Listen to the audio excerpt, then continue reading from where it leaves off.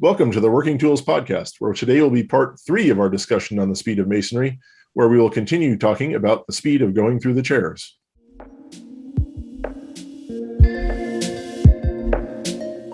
Ladies and gentlemen, brethren all, welcome to the Working Tools Podcast, a casual conversation around Freemasonry. First, it's important to note that our thoughts and opinions are our own and do not reflect those of our Grand Lodge or respective craft or concordant bodies. Please connect with us and ask questions via our website at theworkingtoolspodcast.com.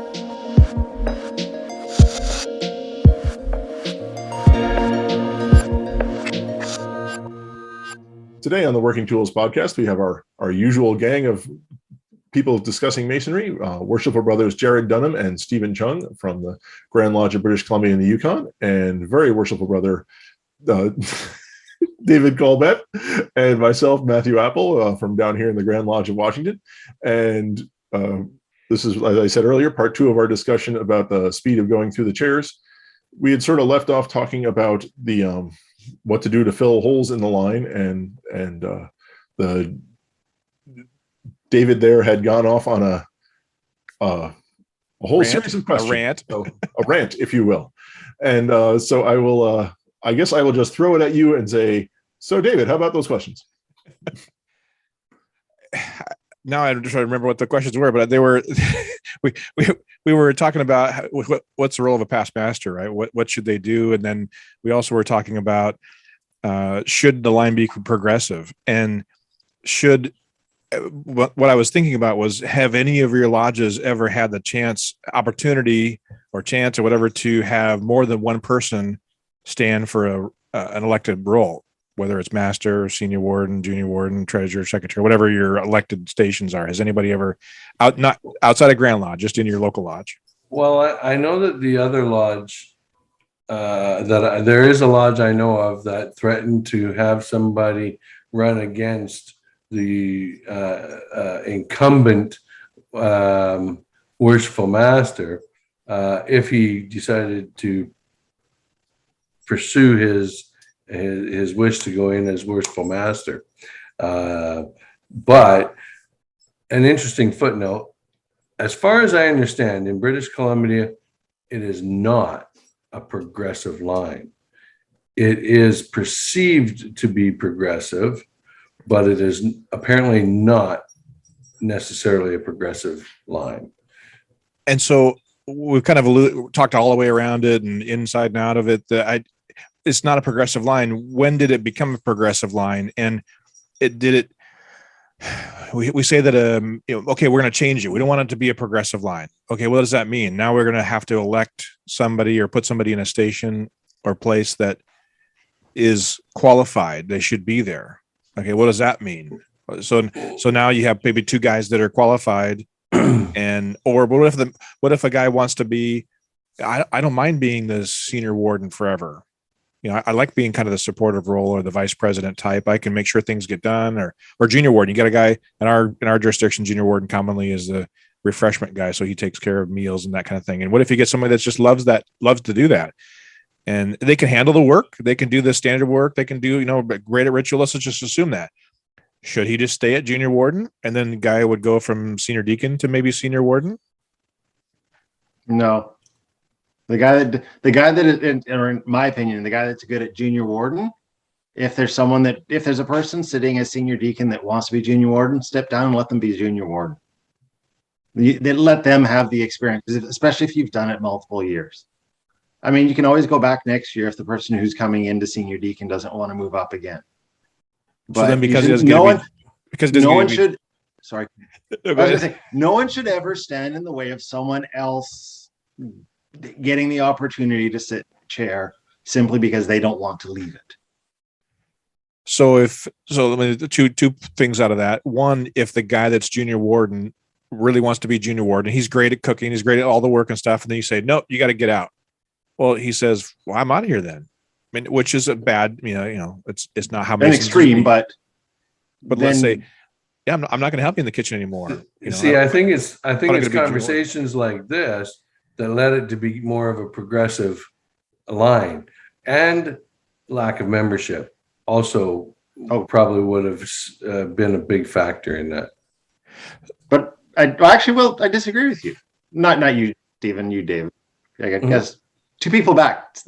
Mr. Randy over there, I disagree. I honestly think that if someone, in my opinion, if someone was wanting to do the junior warden job like that, I think they would be willing to step aside to let someone else try it. Because because they need to go through that chair before they hit senior warden. If they're not willing, then they're not being a very good Mason. Is it the chair that's important or the knowledge is important? I mean, what if a guy can learn everything about that role and not be installed as the junior warden? You can't learn everything about that role. Why? Without being in that, because you don't have the experience of being responsible for that role. Yeah, the responsibility, the lessons learned in trying to make everything happen for to fulfill your duties. There's so much learned in that part of it that I think that's where Jarrod's like what? coming from. How to make meals, or how to organize. Well, maybe, but you don't have to necessarily make the meals. But that's like saying to someone, that's like learning how to surf on the beach and then assuming that you know how to surf without ever going into the water. What I'm trying to understand, what in, maybe it's different in BC than Washington. What does the junior warden do that's so incredibly important that a guy can just absolutely cannot miss that set of instruction? Up here, mainly the junior warden. The reason that experience is important because it's the first time that they're actually in charge of a team, because the junior warden is in charge of the stewards for refreshments. The junior warden has also got very large parts in all of our rituals that if you don't learn those, you're not going to when you progress into senior warden, it's too big a jump from senior deacon, both in responsibility and ritual work. And in our lodge, our junior warden is also our junior warden is responsible for anything to do with food. He oversees the stewards, makes sure that they have a plan for our festive boards, for our banquets, for any of our functions outside of the lodge where there's food involved. They're responsible for. So we have an outdoor meeting every year. He has to plan all of that, how we're going to facilitate getting the barbecue there, all the supplies that we need, and so on, right? And our outdoor furniture supplies, right? Well, and here at 147, the junior warden is in charge of organizing the entered apprentice degree. And so I would argue I agree with all of those reasons, but I think the most important one is that absent the master and the senior warden, the junior warden sits in the east, right? He's the next in line to, absent the master and the two wardens, the lodge can't meet. The junior warden's job is to step up into that role if necessary and run the meeting. I don't know that I've seen it happen more than a handful of times, but that is a job that, that's something you can't delegate, right? I think that's important. I think you could appoint somebody to be the guy in charge of the barbecue or of organizing the stewards or whatever, but the responsibility of being the guy who's going to sit in the east if the master doesn't show up is a whole different ball of wax. So I go back to the senior deacon. In our jurisdiction, at least in our lodge anyway, the senior deacon actually does the apprentice degree. So I would say the senior deacon is similar in that their responsibility, setting up a program, setting up a degree, coordinating an event, if you will, which I said, when I got in, hey, you're in charge of the apprentice degree. And I said, I'm what? I've only been here 18 months. I don't know any of these guys. I mean, I know them, but I don't know their phone number. Anyway, there, I had some people I could go to and get mentored from, of course, but a guy that doesn't know how to do that. So I guess that's what I'm saying is that I go back to my company example of a company. If you had a guy that was, came from the mailroom, basically, and now he's in charge of coordinating a project. Okay, you're hopefully going to have a mentor. He's going to learn how to, or he's got some kind of certification. He's had some kind of education how to do this, and now he's in charge. But if you had the next guy, you wouldn't. If the next level, if you will, was the chef, and the event planner, and yes, those are good things to know how to organize an event, how to coordinate people, I would argue the idea that maybe there aren't stewards, and so is he really managing a team because there are no stewards? But putting together a degree is important, and that happens for us again in our senior deacon role. So maybe we could talk about junior deacon for our situation, but the idea of going from nothing to something, the other thing is that you could, and I'm sorry, I'm throwing a lot of questions out here, as I think that's another problem, that senior deacons don't get the chance to open and close lodge. Why shouldn't a senior deacon, as part of their proficiency in lodge management, why does the master have to open and close lodge? He doesn't. So why does the master, maybe at a degree night or some other special meeting night or whatever, say, hey, you're going to open and close lodge. I'm going to sit right here and you're going to open and close lodge. Let him practice. So he's not scared about opening and closing lodge for the first time. Because our worshipful master is responsible to open the lodge, set the craft to work, give them good, wholesome instructions for their labors. He did. He is. He's given the senior deacon instruction to get your butt up here and learn. Right? Why? That's not what frustrating to me is, why are these? Now I get it. Maybe guy's the first time and he wants to do all the opening and closing, but again, that's kind of this, I think, a little bit of a false standard, especially absolutely for a past master. I'll be junior warden next year. And then when I'm master, I hope to never open and close lodge. I'm going to have somebody else open and closing lodge. Those that are in their proficiency in lodge management, learning how to do that work, need to get the practice so that they're not scared the first time they're up there, I think. But do you not have step up? That's what ritual practice is for, not lodge. Why not? Mm-hmm. Because, okay, for one thing, I don't know about down there, they can't sit in the east unless they're a past master. Really? You do not sit in that chair unless you're a past master. You can't be installed or just seated. You cannot sit in the master's seat unless you're a past master. Really? No, even when the senior warden runs the lodge in the absence of the worshipful master, he does so from the senior warden's chair. What? Really? Oh, okay, Yeah. okay, hold on. Maybe in your lodge. In ours, he sits down a step and to the right. In Headley, that's how we did. Yeah, Could do that. Down a step and to the right in the senior. Unless the senior warden is a past master. Wow. If So you're ours, installed as the master. you can sit in the east. Otherwise, not a chance. We have literally in our lodge we have step up night. Usually around the time of elections, everyone moves up a chair. So the senior warden sits in the east, and the junior warden sits in the senior warden's chair, etc. And to get them to sort of show off to the lodge, they know what they're doing, and to have a chance to, like David was saying, face the music of the lodge staring at them while they do their ritual. Yeah, but your senior warden, when he goes to sit in the east, he sits down a level. He doesn't sit in the Oriental chair, King Solomon. He can't. No, he does. Oh yeah. Oh, not up here. We could have an apprentice. We could have an apprentice open and close lodge if you want to. Sit right in the east. No way. No way. Why not? He's not an installed master. Well, because of your constitution. Well, there's that, but if the master's sitting there, why can't any Mason open and close lodge? Well, okay. If the master is sitting in his chair, any Mason can do the ritual. You say in his. I mean, so in our lodge, the master moves over, and an apprentice comes up and open and close. If an apprentice Mason could do it, if he knew the work and could do it, why shouldn't he? Why? Well, because as long as he's only opening on the entered apprentice degree. Oh yes, of course. But I understand what you're saying, and I think this is where we get the term progressive line as an automatic moving up, different than what we really should be thinking of it as a progressive line of progressively learning the things you need to learn.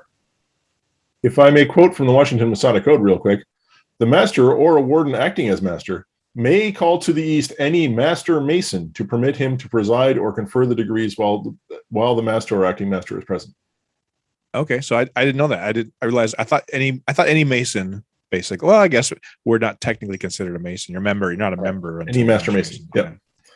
So, it happens all the time here. Yeah. Wow. We actually had a guy who was doing his proficiency in lodge management when I was deputy, who wanted to do it as master of the lodge to open and close the meeting, and so he did. You want to see a Oh, bunch yeah. of past masters have heart attacks. Have someone who isn't an installed master sit in the east. Oh yeah. Oh totally. Oh, Yeah. oh. Oh yeah. The people roll over in their graves before that would happen. You want to see a Singapore Parliament style brawl? You see someone try and take that chair. Oh yeah. No, unless you've been inducted, properly inducted into the Oriental Chair of King Solomon, you don't sit in the east for anything. Interesting. So that's in your constitution? Actually, no, I don't think it is. No, you might be right there. I don't think Not in it our is. constitution, but it's definitely, yeah. It definitely doesn't happen. No. Interesting. Right? Interesting. And I mean, yeah, you can get anybody to come up and do the work, but not sit in the east. They can sit in the east, but down a level. Right. Interesting.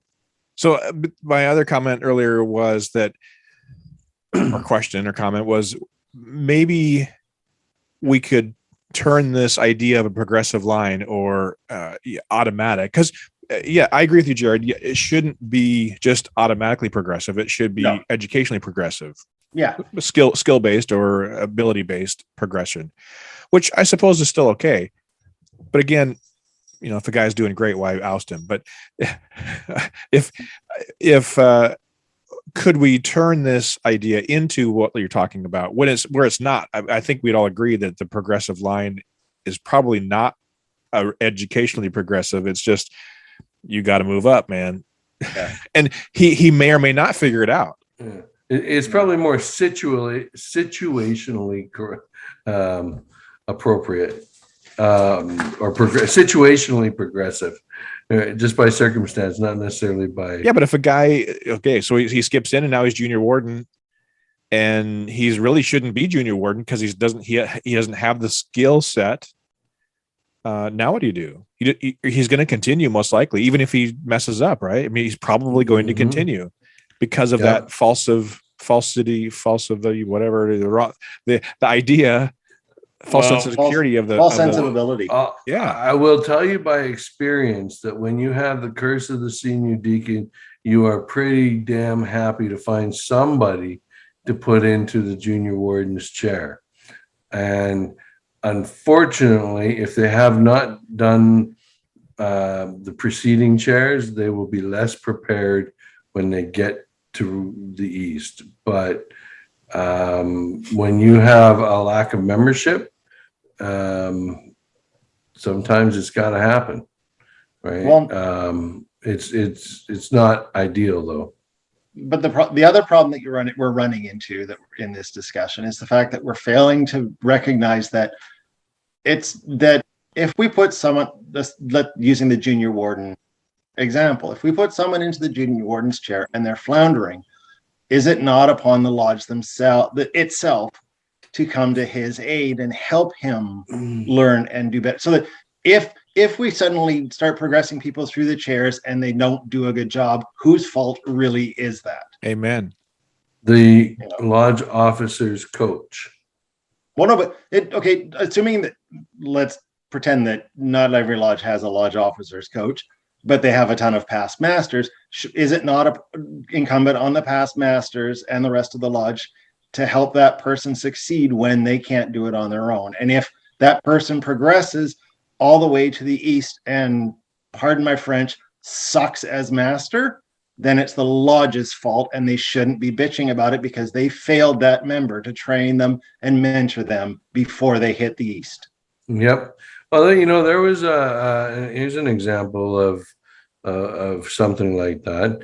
They in a lodge up north, they were running tight on membership, and they parachuted somebody into the junior warden's chair. He informed them that he was not a ritualist. He was not good at memory work. He was organized to the nines. He could run a business. He could run, a project management. He could do a lot of things. And he told them straight up, he will be reading his memory work. And they let him go through. They still encouraged him, put him through that chair, put him into senior warden's chair. And then when he got into the worshipful master's chair, they bitched about him reading his memory work. But he told them that straight up. On his installation, he had a big ass D-ring binder, right? And everything was in it. And he was prepared for everything, right? He had it all laid out. He had it all separated, tabbed. No matter what, he was prepared. If somebody showed up and they needed to do grand honors, he would have all that organized so he could read it and go through it. But people were pissed that he wasn't doing his work from memory. Yet they're the ones who said, hey, it's okay. Here you go. But we need you in that chair. It's okay. We're okay with this. Right. But then when it came time, they were complaining. Right. I've said many times, and I'm sure I'll say it again, I would rather have a good leader of men in the East than a good ritualist. If I had to choose, I'd rather have both. Don't get me wrong. But if I had to choose between the two, I would rather have a good leader of men up there. And I would agree with that 100%. Yep. In that he probably could memorize. So why isn't he? Well, he wasn't good at memorizing, and he was 60 something years old, and he didn't really have the time to commit to doing all that kind of memorizing. They parachuted him into the junior warden's chair. He was not a past master. No. So he was a new guy, and as part of the 6 steps, it was a requirement for him to memorize. No. And then now he was as part of his initiation, right? In that funny Canadian work, right? The proficiency is a lot shorter, right? And he managed to get through that years ago when he was younger. He wasn't going through the chairs. He didn't have a plan to do that, but they had a need. Oh, he was already a master mason. He was a master mason, enjoying lodge without going through the chairs. I missed that. I didn't realize he had been master mason for 40 years or something. Okay. Yeah, for a long time, right? And he got propelled into that position and encouraged. But that's the job of a past master on the sidelines, to bitch and moan, right? Yeah. I think that's in the job description. Yeah. To answer one of your earlier questions there, David, I've only seen once a contested election in the lodge. It wasn't in my lodge; it was a different lodge. It was for worshipful master, and both of the guys running had not served as wardens. Oh, so that was how'd that go? It was interesting. It was a unique situation, and it was interesting. And that's kind of like a prerequisite. You have to have served as a warden before going in as worshipful master. So did they let them continue, or did they bring somebody else in? Yeah, no, one of them was elected and installed and served as master. Oh, wow. So I'm surprised they let that happen. Don't you guys have that requirement too down there? No, I don't think so. I think any master mason can stand for election as master. I'd have to look that up and make sure. I hope so, because it happened. Yeah. In BC, you must have served your lodge you must have served as a warden before you can go and be elected as worship. The only thing we have is the proficiency. You have to be a proficient in your 3rd degree to be an installed officer. And that's it. The interesting thing is, just a quirk, and I'll throw it back to Matt to wrap this, but in lodge, there's this kind of vague thing. Yeah, you can run for any office and there's no requirements and no statement of availability and all that kind of stuff. But if you wanted to be grandmaster, interestingly enough, in our constitution, our code, there isn't a provision for you to run for grandmaster or senior warden or deputy grandmaster. There's only a provision to make yourself available for the position of junior grand warden. So even though in theory you could have a contest, I mean, if you really, really wanted to run for grandmaster out of order, there really isn't a provision in the code to do that, because the statement of availability is only for junior grand warden. I actually think It's the same here in BC for that. Do you know that one, Jarrod? I'd have to double check the Constitution, but I think you can actually put your name in for any one of them. I think you probably could as well. I mean, the code is silent, Yeah. as they say, is silent in that area, but It's just but the problem that you have here is that in order to put when you put your nomination in for junior grand warden, it has to be signed off. It has to be seconded by, I think, 2 people. And can you find 2 other people? Like if you want to just, put your name in for Grand Master in the election and contest that, can you find 2 other Master Masons in your jurisdiction that would be willing to put their asses on the line for that? But I'd have to double check the Constitution, but I think you can. Heaven help us I all. actually think that you can run for election for any of the top 3, 4. So All right. We should check on that and get back to this. Having thusly exposed Jarrod's ambitions to run for grand. I think you fools. we need to wrap up our discussion of the speed of going through the chairs in our Speed of Masonry series here. Hopefully there'll be a part 4. We'll be discussing the speed with which Masonry acts on other things, which should be interesting, because I think it's where we sometimes get to be a little too slow, as opposed to the last 3 episodes we've talked about being maybe a little too fast in some aspects. So with that, I look forward to talking to you all again. And on behalf of Jarrod and Stephen and David and myself, thank you all for listening. Goodbye.